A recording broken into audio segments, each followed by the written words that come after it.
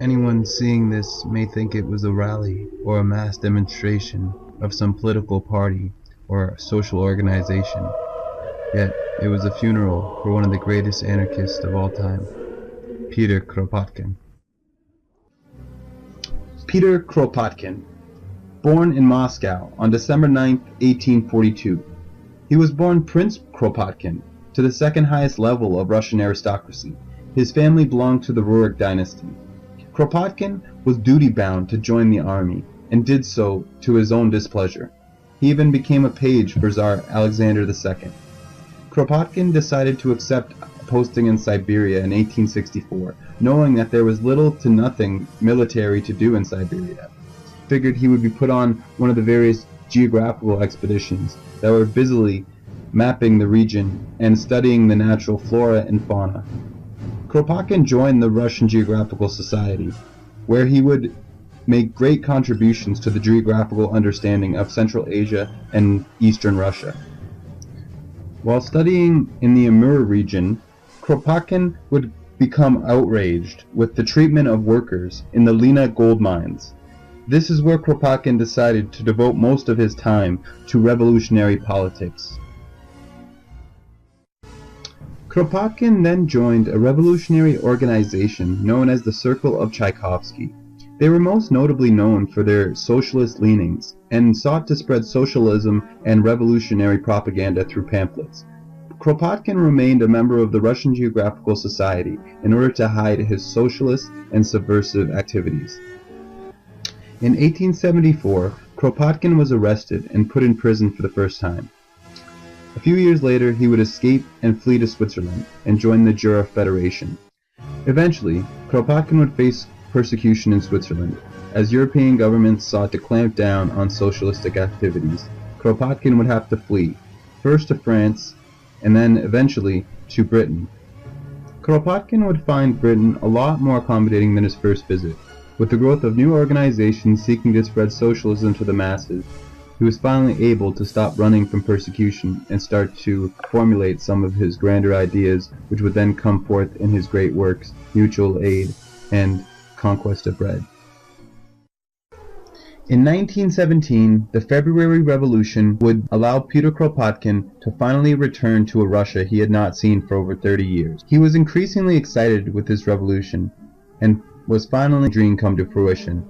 Yet following the October Revolution and the installation of the Bolsheviks, Peter Kropotkin claimed to a friend, "This buries the revolution," and he was increasingly disillusioned with how the state sought more and more control under communism.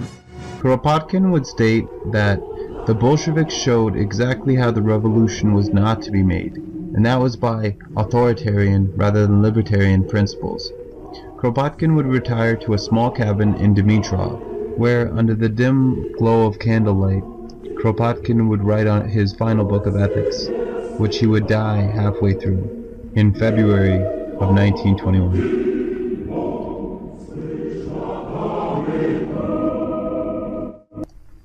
Kropotkin had been influenced by Bakunin, and he influenced many other anarchists, and his ideas of anarcho-communism were the first in his field, and he was the first to use science as a basis for his beliefs. Although Kropotkin was and is a very important figure in history, he is relatively unknown in the Western world. So what were these beliefs that Peter Kropotkin had held so deeply? What is anarcho-communism? What is anarchy?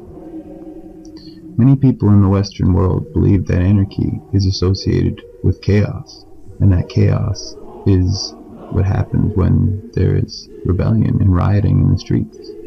But yet, the reality is that rebelling and rioting is, in almost every case, against the state.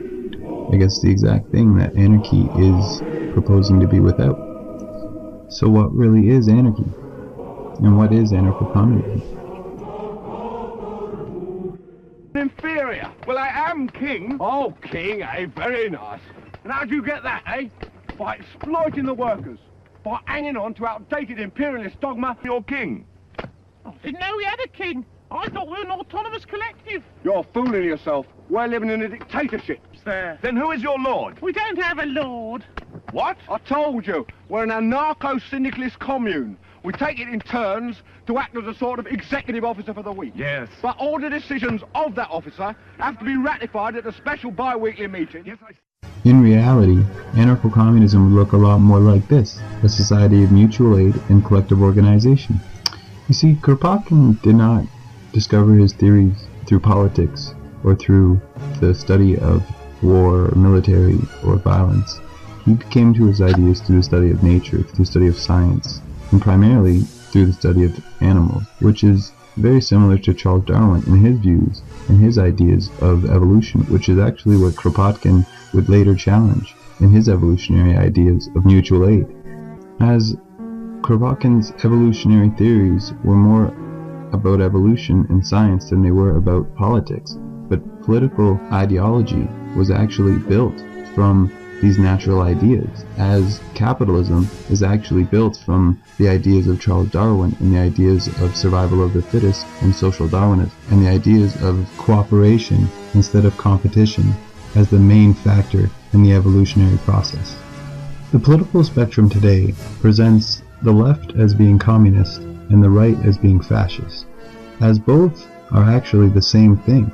They both present statism and the ideas that both the power and the authority of the majority and the representation of the people need to be in the hands of individuals that are given that authority in order to protect and to serve those individuals, just as police are given the authority to protect and serve the neighborhoods.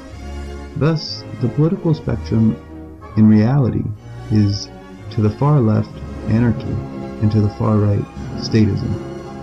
Now, the ideas of anarchism have nothing to do with chaos or rioting and rebelling. Anarchy is actually simply organization without government, or organization without hierarchy, which is literally what anarchy means. While studying animal life in Siberia, Kropotkin would state about social Darwinism that, although I was eagerly looking for it, I failed to find the bitter struggle for existence and survival that was held by so many social Darwinists, but not always by Darwin himself, as the main factor in evolution.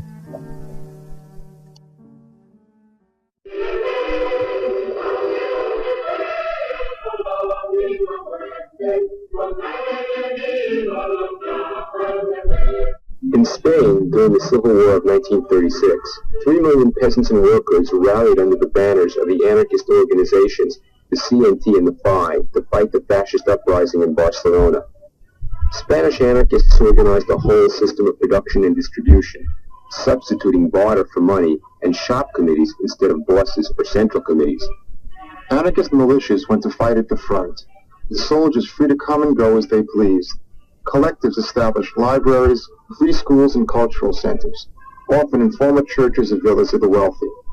For 3 years, anarchism existed in Spain. The only thing that anarchists rebel or riot against is authority, or the misuse of authority, particularly by the state. Now, anarchy sees society as being able to exist without the state, and organization and mutual aid as being natural, and the state as being artificial and unnatural. Kropotkin believed that if mankind could simply be removed from the restraints and the controls of government, then they would mutually aid each other and function naturally through cooperative systems of evolutionary adaptation and collectivized society. Kropotkin had built many of his ideas from the study of ants and bees and the way that they would use collective organization to essentially function as one unit, one organism. Mankind is essentially one organism, and any organism at war with itself is doomed.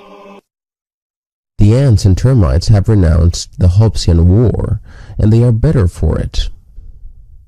their wonderful nests, their buildings superior in relative size to those of man, their paved roads and overground vaulted galleries, their spacious halls and granaries, their cornfields, harvesting and malting of grain, their pluck and superior intelligence.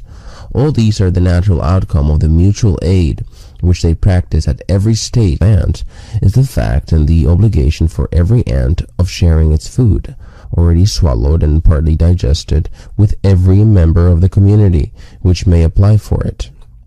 Two ants belonging to which the posterior is for the special use of the individual, and the other, the anterior part, is chiefly for the use of the community. If an ant which has its crop full has been selfish enough to refuse feeding a comrade, it will be treated as an enemy, or even worse. If the refusal has been made while its kinsfolk were fighting with some other species, they will fall back upon the greedy individual with greater vehemence than even upon the enemies themselves. And if an ant has not refused to feed another ant belonging to an enemy species, it will be treated by the kinsfolk of the latter as a friend.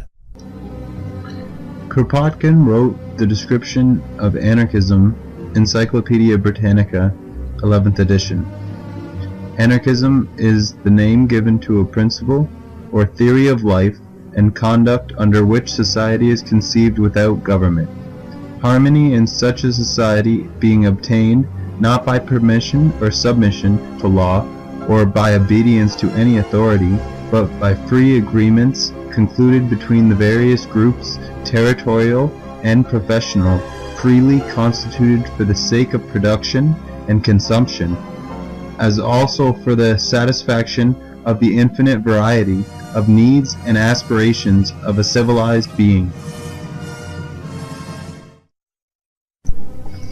The distribution of production in an anarchist society would be based off the principles of from each according to his ability, to each according to his need. The main issue that anarchists have with the state is that it will always seek more and more power, and utilize whatever means, however violent or brutal, in order to maintain their dominance over the population. Molly Schmeiler explains her treatment by the state and why she became an anarchist. They treated us all, they went with the sticks as if, well, there was no consideration for the human being whatsoever. Then is when I realized that any government, whether it is Tsarist government, or American democracy, or any liberal regime, those who have power misuse their power against the weaker individual, or the masses.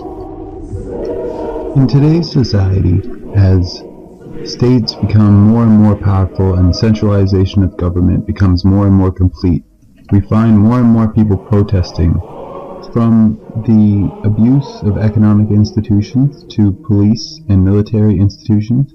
We find that either way, these are vehicles of the state, and all are used to oppress the individuals on the lower classes that seek social equality. Even if anarchism does not seem appealing to you, maybe you will start to question whether the state is actually necessary, and whether humankind can exist without the state. Kropotkin is definitely necessary in our time, and would be very, very important for many people to read and to understand his theories in order for humankind to be able to overcome the essential struggle we will have for social equality, peace, and love. And through the teachings of Peter Kropotkin and the ideas of mutual aid, I believe it may be possible for humankind to overcome the great tragedy that is the state and the oppression that it still exerts over every living being of this planet.